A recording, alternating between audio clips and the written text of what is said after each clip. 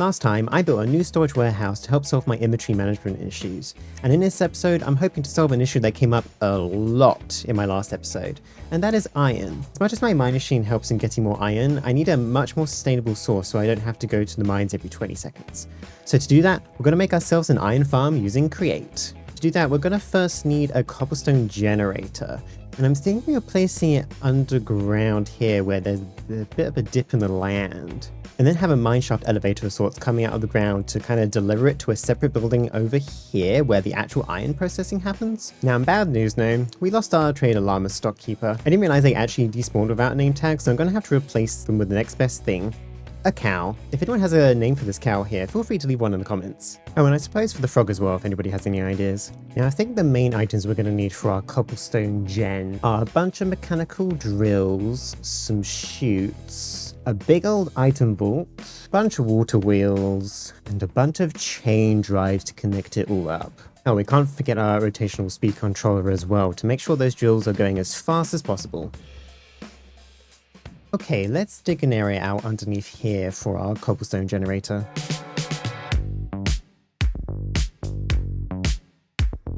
Okay, there we go. That should be big enough for now. Let's get our vault down first.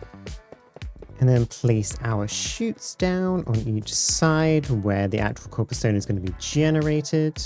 We'll make sure we lock in these chutes as well, as there's going to be some water above them and lava. Grab our drills and place them on each side here. I'm also going to place some cobble down on here already because this will be the cobblestone that the drills actually break. And also place some mechanical drills above them, like so. Now we need to make sure these are all powered. So let's get our encased drives in so they're all connected up. I must admit, I didn't realize how tall this Cobblestone Generator is, so I'm having to expand the ceiling a little bit more than I expected. Then we can make sure these are all connected up with the encased chain drives as well.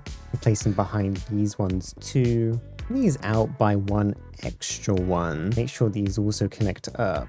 We can then rotate these last ones so they're facing up, so they're all connected. Okay, now I've made sure to cap off these ends because we're going to actually put water inside of these drills and lava in the middle so they can actually generate the cobblestone. There we go, those are all waterlogged and we have some lava in the middle. I'm not sure if I need to make all these lava bits like sources, but we'll see what happens when I actually start the generator. Because before we do that, we're going to need some power. We place some water wheels on each side.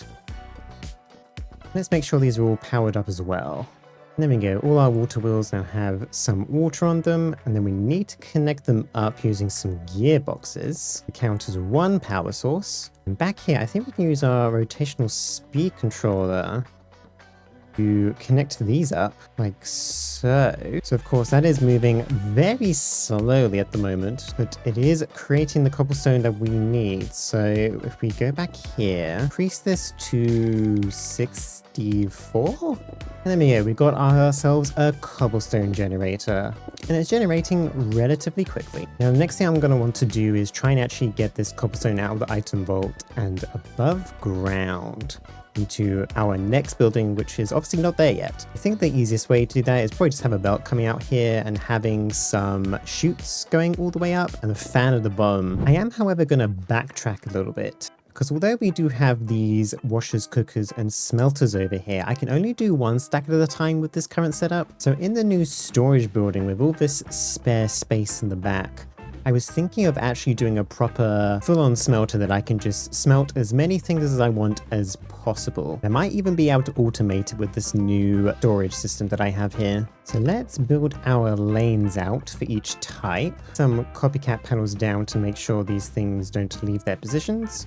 Water, our lava for smelting, also a soul campfire so that we can mass haunt stuff, as we don't necessarily need to mass cook. Now actually, let me quickly pick up these bits of water and lava and dig back here so that we can place our 3 fans down, as well as our encased chain drives. If we bring some power underneath, Unfortunately, that does overstress our system, so maybe we should add some more water wheels back here. Okay, added those water wheels, but I think we're just trying to spin the fans way too fast, so let's get another speed controller to slow those down. There we go, so messing around later, we've reduced the fan speed to 8, which is much lower and doesn't need as much power. And now we need to set up some way of actually filtering these out so it only smelts, washes, etc. things that it should do. So we can set up our brass funnels here, and I think we can use some attribute filters to make sure that they pick up the right items. Let's see. So I think I just throw in some cobble in there for now. We can go to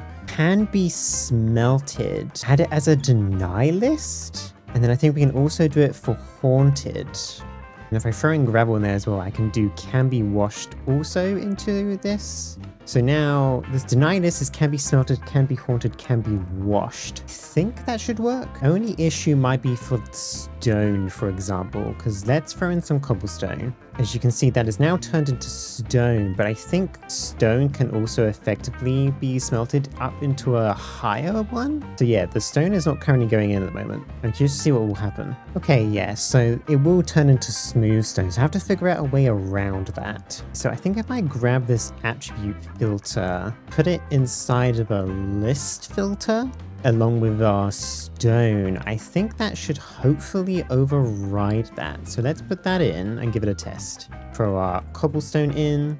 So yeah, that actually worked. We got some stone out of that. Gonna need probably quite a lot of stone for this next build, so this is gonna be very useful to me. Now, it would be kind of nice if we could actually get this set up so that we can use our stock keeper to actually craft us up some stone. Let's get ourselves a chain conveyor and then hook that up to the current system. Then if we just place this here and put a packager behind it, grab our frog, who I think should reach. Yeah, there we go. And this can be named Melter. If we put in a brass funnel here, that should just allow it to cook, I believe. Let's give it a try. Get 64 cobblestone and change that to smelter. And now take it out to there, and it went straight in. So now, once enough time has passed, then there we go. Now I do need to make it come back into the system. So I grabbed another packager. We'll have another frog connect up to here. Don't think we need to name that. We can just make it send out packages, and then hopefully that will just go back. Oh, actually no, we need a sign. Let's put a sign saying storage on the side, and I think I also need to give that a redstone pulse, and there we go. And therefore, that should now be back in our system. So let's do the whole thing again. We'll send the cobblestone to the smelter. Comes down inside, and once that's done, it goes in and up into storage. Perfect. I'll have to set up the other two as well at some point, but I think I'm going to try and grab some more materials that I need for this build. Okay, there we go. I've grabbed a bunch of materials that we're gonna need for this build, and the reason why I made that smelter was to make all these stone pillars and polished stone. The structure for the actual mineshaft itself, though, should be relatively simple. I'm thinking of just having these stone pillars on the outside to kind of look like aluminium. And we're going to need these to go up quite a bit. There we go. And if we grab our polished stone as well, what I'm going to do here is actually build the rest in a quick little time lapse.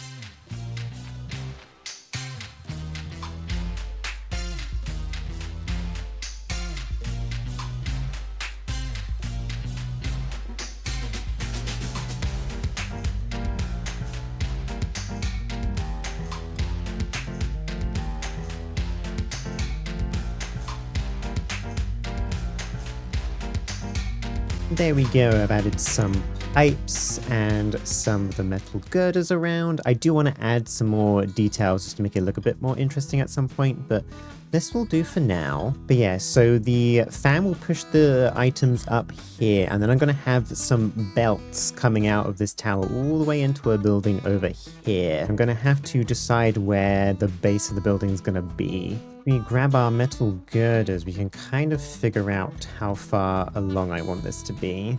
Thinking maybe about that distance, maybe even ever so slightly further away. Okay, I think that's a good distance in between the two buildings. So if we grab our polished stone, this is gonna be the edge of it. Approximately here, like so.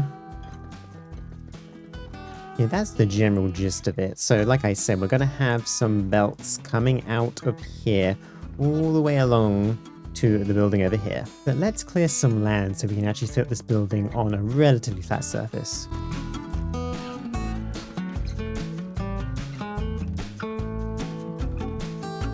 Okay, there we go. That is the land flattened, and I've also placed down the blocks that kind of outlines where the building's going to be.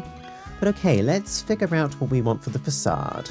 So I'm thinking of using some diorite here as a bit of a different texture. I kind of like the white. Throw a window pane in, like so. We can actually bring up our andesite pillars, or polished stone, I guess what it actually is, up to the top like that. Then I think I want to use some dark oak for the upper part. And then to act as a kind of support, I'm thinking of actually using some shafts this time, going across like that, and then using our metal brackets to hold it up like that. And I think for this particular window, I want to do a different design where I kind of come across like this. But of course, that means there's going to be a bit of a gap at the bottom and top. So we'll use some copycat steps and bites along with this bordered stone that I have to create a nice little barrier there. And then we can also do that at the top as well. And I think I actually want to use this block as well to kind of cap off the top, kind of like how we did on our storage building. I'm going to come back to our diorite. I think I'm only going to build this up to a certain point because I'm going to have the belts come downwards a little bit here, so I'm going to need to figure out exactly where that's going to happen. But let's build our polished stone up here. For this, we're going to have a little bit of a wider area, so we'll probably still have a too wide window, but then we also want a door frame here, I'm thinking. Maybe even a little window above it. Of course, some window panes in between. And oh, I've just realized I built this too far forward. There we go, there's that fixed. We once again get our dark oak blocks. And we're going to have a nice big window here and perhaps some fans to go in at the bottom there, like so. And of course, we can then grab another support, build that across, and then use these to hold it up. And I'm liking how that's looking so far. I also like to have a little bit of a trim coming out here. Place these girders down, use our deep slate just to kind of have this little trim sticking off the side. And then we're going to also need to make sure that we're using our wrench to place these things on top. It's very difficult to do with a jetpack, I must admit, because if I crouch, unfortunately, I end up just removing it. What I'm going to actually do, place these down, use some chutes, have these come out. I like the idea of using these as like kind of like chimneys almost. So we can use some girders as well and add some varying height to them. They look pretty cool. Yeah, I like that. I like how that looks. I think I would also like to get ourselves a copper tube kind of coming down, or fluid pipe rather. If I remove a block here, pipe in, and our copper casing, looks like it's going into the building. Of course, it'd be nice to have some support on this. There we go. That adds a little bit more visual interest to the front of the building. And maybe I want to put a tank of some sort here just to kind of make this bit look a bit more interesting, but I think I'm going to wait until I've done the belts. Which, you know, maybe we should actually put those belts in real quick. I think they're going to start about here and come along to, I think, here. Make them stick through those. Now, is this belt going to be too long? No, it's not. Perfect. Okay. Have these belts reach all the way along over here then. And actually, now that I'm thinking about it, I probably should put the shafts here, because I think actually this is where it needs to start going downwards. I think to that point. Is this the right angle? Yes, there we go. Now, one issue is that I don't really want chain drives here to like mess up with these metal girders. So I think these belts are going to be powered by probably something inside there. Then I can have some chain drives coming through the wall to connect this belt up at least. We get our encased site casing. We can then use this to cover all the belts up to prevent a similar situation that I had before with the storage building. I think I'm going to build out this roof a little bit because I like to have some additional stuff on top of the roof. I must admit, as much as I love using shaders, there is the slight downside that the amount of usable light I get per day is a little bit less than I think in typical Minecraft. Maybe I need to consider getting a mod that extends the time of day so that I don't have to keep sleeping in the middle of my builds. Let's get a structure up here. I think along these lines. I think I'm going to use these granite pillars in between. These create ones specifically because I like the connected material on them. And then we can use deep slate stairs. Looking pretty good. Perhaps we can stick some fans in this one. Maybe a pipe coming out of this one. Can't forget the supports. Perhaps we can even do a larger kind of chimney behind these smaller ones. Use, say, some of these weathered iron blocks and use some chutes also in between. And of course, the metal girders design that we had before. We have something like that. Yeah, I like having those two sets of chimneys. I'm just going to throw in some of this weathered stone. There we go, that makes it look a little bit less clean as it did before. Now I've just got to build the rest of the building. And I think we're going to do that in a little bit of a time lapse.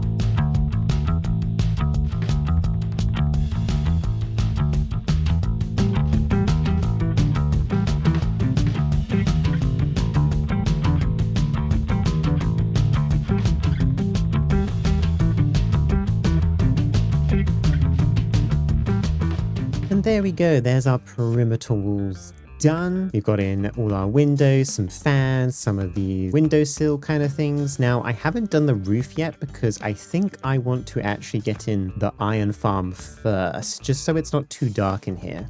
Okay, so the first thing I'm going to do is add an item bolt here to act as a bit of a buffer for all the items coming in and out. And I'm making sure there isn't a belt going underneath that as well, because otherwise it will just go straight underneath the container. Then in advance, I'm going to break away these blocks here so we can add our chain drives in on both sides. Make sure that those stick out this way, also face the right way. Then I'm going to add a very short belt here, just to pull the items outside of the item vault. I am going to lower these down to 16 because that's going to make the system work a little bit better. Then I can add some chutes down from the belt. Or we even make these ones have a little bit of glass so we can see things going in. It should come straight off the belt into those chutes. And then below those, we're going to need our crushing wheels. So we do it on each side of here. Make sure that we get all 6 in. There we go. And then if we also have another chute coming out of the bottom, that'll make sure that all the items stay together. I think I'm going to put a gearbox on each side of these and make sure that they're facing the right way. I think I'm actually going to bring down a belt from up there on both sides, both for logistical reasons and because honestly, I just like the look of it. That way we can then come off of both of these belts to add our gearboxes to actually power the crushing wheels. They don't actually need it on both sides like this, but it means that it's symmetrical. Then of course we're going to need some belts coming down here, come all the way along to around about here. Connect our belts up. Maybe we'll add a couple more. I think that's a good length. Okay, now what I actually need to do is go underneath these belts and make sure that we have 5 deep hole, or rather 5 width. I'm going to have to dig down a little bit further because we're going to need to place some fans and some water. And there we go, there's our fans. We'll make sure to remove these bits of dirt. And then we need to power all of these. So I'm going to use my encased chain drive trick again. Then those can be connected up by an endpoint, so they're all connected. And now while those fans will be doing the actual washing, I do want something more visual on top because I like the idea of doing a more aesthetic thing on top. Now this idea is kind of inspired by Mikkel C1397. I'll leave a link in my YouTube description to show you what I'm talking about. But essentially they use some pipes going over the top of their belts to make it seem like water is coming down from the pipes and washing them. Now, they use a different mod than I currently have, so I'm going to have to try and do it a different way. So what I'm going to actually do is place a pump here, probably a pump here. Is that the distance I want from them? Maybe one further away, actually. Like that. I need to make sure that these pumps actually have water sources underneath them, just so they can constantly pump from them. Then I'm also going to put some water underneath these fans. There we go. Then I'm going to bring these pipes up to, I think, about here. And we'll bring these all the way across to this side. Now, like I said, Mikkel used a different system where they use sprinklers, but I don't have that. So if I switch this one to a glass one so they don't attach, and then place some copper grates down. Whenever the water gets pumped into these, the water will stay within these, but they will still drip as if there is water coming out of them. So it kind of makes it look like it's being washed. Do that over here as well. And then although it's not necessary, I am going to dig down on each side to make sure it looks consistent. And we have to figure a way of how to power these two pumps as well. One thing I should also do actually is dig underneath here real quick. Place some smart chutes down, and then I'm going to place some lava underneath here for all the flint that we get, because we don't really want flint, at least not yet. And there we go, place flint on those smart chutes. I'm going to place some andesite casing on all these things, including the belts, and the fans should be able to work through them as far as I'm aware. Now, at the end of the slime, we're going to need some basins, some mechanical presses on top, as well as some brass funnels to make sure things are going in. And around the back of that, we're going to need some shafts and a belt. Because over here is probably where we're going to have just a big old item vault with all the iron inside of it. But that's the general gist of what we want. I think I'm going to go grab some water wheels. I'm just going to place these in this corner over here. Try and squeeze as many of these in as possible. Perhaps even stack them up a little bit. Although actually I'm realizing I can't use gearboxes, can I? I need to use chain drives to make sure that they're all facing the right way. I think if we just place it up here, it should go straight down. There we go. That's now powering all of those. And we can do that for the rest as well. And there we go. And then I'll probably encase that in some way, but hopefully that should be enough power for now. Then if we bring the power underneath, I may actually switch the sides that these pumps are on and bring them over here instead. I'm going to bring this belt down here, add a gearbox here, which should cover both of those. That way we can bring the power from over here, using some gearboxes and connecting those up. Now all of those are moving and in the right direction, if maybe a little bit slow at the moment. And then we are going to need rotational speed controller here, facing the other way, because I'm going to make this connect into this belt. Whoops. And make sure that's going below 16, because I think I need it to be about that speed. But then I need to actually speed up the power coming through here. So I'll probably switch this to be further down, add our gear thing here. Put this up to like 128 for now, I guess. Might end up being too much power needed, but then we can throw another gearbox down, hook that up. Okay, yeah, it's overstressed. Bring that down to maybe 96 for now. Still overstressed? Okay. 64. Still overstressed. Okay, let's figure this out. Of course, what I should actually do is also add our gearbox there, and we also need to slow the fans down. We use some encased chain drives there and make ourselves another gearbox. This should hopefully help. So we can lower this all the way down to like 8. Actually, no, we'll keep it to 16 just to make sure. But that means everything should be running. See, Water is going up, so that should be working. And maybe if I lower these pumps one down, that way we should be able to access mechanical pumps over here. Then bring some gears over here, and then 2 more gearboxes, I think. And that should move the pumps.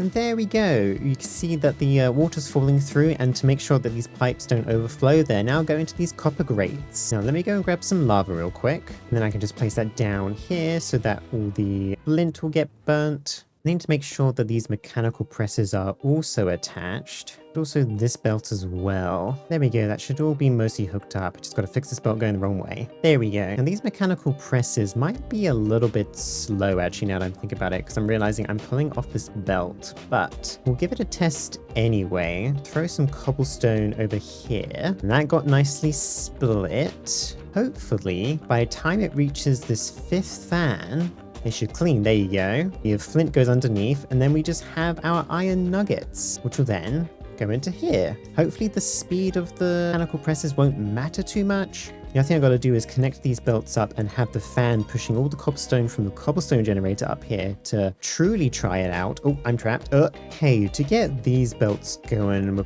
probably going to need to offset this one a little bit to make sure to put a shaft in. We're going to need our water wheel. Preemptively add some chutes here just to make sure the water doesn't go down. Add our rotational speed controller, as well as a small cog and a gearbox. Then if we just put some water here, that gets that going. So make this switch ways. 64 might be quick enough. Although it is a little bit quicker than these belts, so maybe we can make it a little bit slower. Perhaps 48? Yeah, that's a bit better. I think it's still... Is it running quicker? I think it is, but I think that will be fine for now. So let me put another chute here. Probably just add like casing on top to make sure things don't blow up the top. Throw our brass funnel down. Also some tunnels, just to kind of split the cobblestone between all the different lanes. It's not like actually necessary, to be honest, because it's going to go into a vault anyway, but for the sake of visuals, so put this back where it was. Now if you come down here and place ourselves a